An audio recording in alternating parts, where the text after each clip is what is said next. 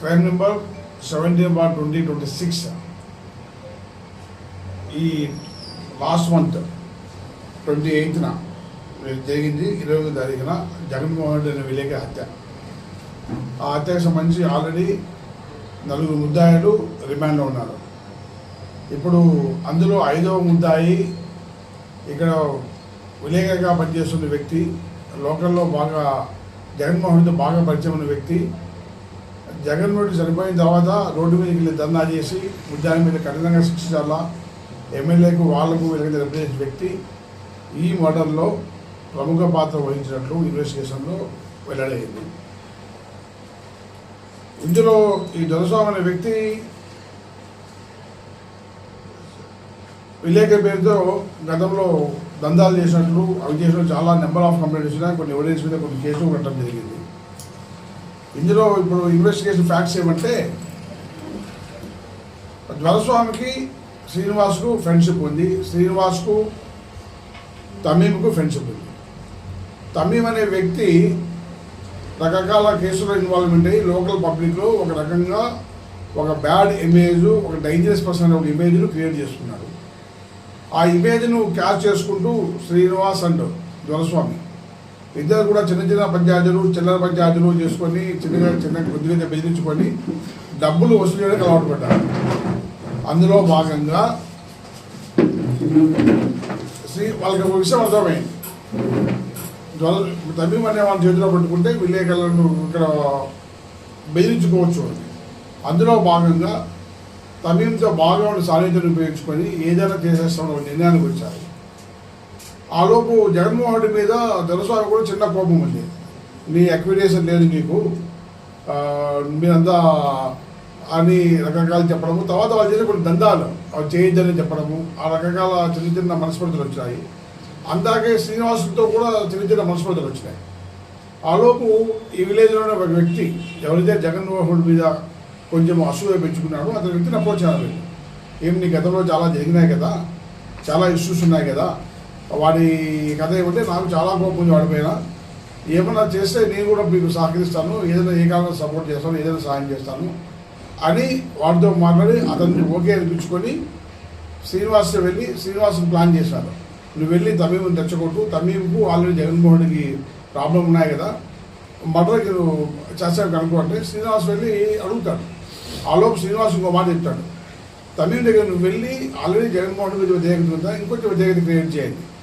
ఈ దొరస్వామి వెళ్ళి అతని దగ్గర వెళ్ళి ఈ జగన్మోహన్ వ్యక్తి నిన్ను పాకిస్తాన్ తీవ్రవాది అంటున్నాడు, ఆల్ఖైదా ఉగ్రవాది అంటున్నాడు, ఈ వీకోటలో మత విశ్వాసాలు విచ్ఛిన్నం కావడానికి, మత కలిసి రావడానికి నువ్వే కారణం అంటున్నాడు, నువ్వు ఊరు వదిలిపెట్టిపోతే వీకోట బాగుపడుతుంది, అంతవరకు వీకోట బాగుండదు అని చెప్తున్నాడు అని చెప్పేసి అతనికి తమీంకు బాగా చెప్పడం, తమీం బాగా కోపంలో ఉన్నాడు. ఆ సందర్భంలో శ్రీనివాస్ వెళ్ళి అరే నువ్వు తమీం నువ్వు జగన్మోహన్ నువ్వు వేస్తావా అంటే, నాకు చాలా కోపం ఉంది వేస్తాను, కాకపోతే ఇక్కడ నాకు టైం సరిపడదంటే నువ్వేం భయపడద్దు, మనకు సపోర్ట్ చేసే వ్యక్తులు ఉన్నారు, వెయ్యి బెయిల్ పై చేస్తాం మేమని చెప్పి ప్లాన్ చేసుకొని తమీంని ప్రిపేర్ చేయించి ఈ మర్డర్లో పాల్పడినట్లు మాకు అర్థమైంది. యాజ్ ఫర్ ఇన్వెస్టిగేషన్ ఇంకొక వ్యక్తి అరెస్ట్ కావాల్సి ఉంది, ఆ వ్యక్తిని కూడా అరెస్ట్ చేస్తాము, మిగిలిన డీటెయిల్స్ అని చెప్తాము. ఆ కేసులో ఈ విలేకరి హత్యకు సంబంధించి పూర్తి డీటెయిల్స్ పూర్తిగా వచ్చినట్లే వ్యక్తి. ఇందులో ప్రధాన పాత్రధారుడు దొరస్వామి అండ్ శ్రీనివాసు. యాక్ట్ చేసిన వాళ్ళు ఇంతకుముందు ఆల్రెడీ ముద్దాయిగా అరెస్ట్ వెళ్ళిపోయిన తమీము, సుబ్బాన్ అని ఇంకో అబ్బాయికి సంబంధించి ఉన్నాడు ఇంకొక వ్యక్తి. ఆ వ్యక్తిని కూడా వీళ్ళు బలవంతంగా ఆ వ్యక్తిలో ఉన్న కోరికను రైట్ చేసి బలవంతంగా రాగి పెట్టారు. అతను కూడా తొందరగా అరెస్ట్ చేస్తాము, అరెస్ట్ చేసిన అతని పేరు గురించి చెప్తాము. Thank you. సహకరించిన వ్యక్తి అన్నారు కదా, సహకరించిన వ్యక్తి అరెస్ట్ చేస్తాం కానీ తొందరలోనే పారిపోయే అవకాశం, బయటకు రావడం ఎందుకు. సో ప్రముఖ వ్యాపారవేత్తలు కూడా దీంట్లో ఇన్వాల్వ్మెంట్ ఉంది. వ్యాపారవేత్తలు కాదు, ఒకే వ్యక్తి. వీళ్ళు అతనిది తప్పు ఉంది సహకరించారు, బట్ ఆ ప్రిపరేషన్లో వీళ్ళే మెంటల్లీ తమీంకి ఎలాగైతే మోటివేట్ చేసినారో నువ్వు చంపాలా వాడిని రిపేర్ ఇతను కూడా నువ్వు ప్రతీకారం తీర్చుకోవాలని వీళ్ళ main heads only Doraswamy, Srinivas. వాళ్ళు ఆలోచన చేసిన వాళ్ళు, మిగిలిన వాళ్ళు యాక్ట్ చేసిన వాళ్ళు. వీళ్ళు ఆలోచన చేయకోకుండా ఉంటే ఈ హత్యా పరిణామం జరిగేదే కాదు. కేవలం కక్ష సాధింపైనా సుపారీ ట్రైల్ ఉంది.